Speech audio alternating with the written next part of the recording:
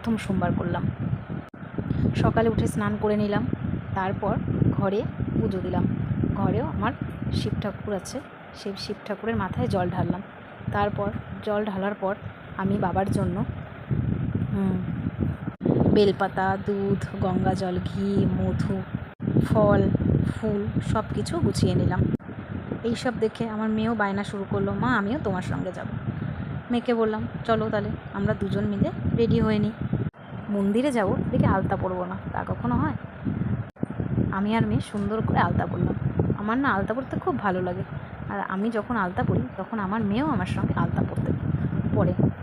তারপর মন্দিরের দিকে রওনা হলাম। মন্দিরে গেলাম, বাবার মাথায় জল ঢাললাম।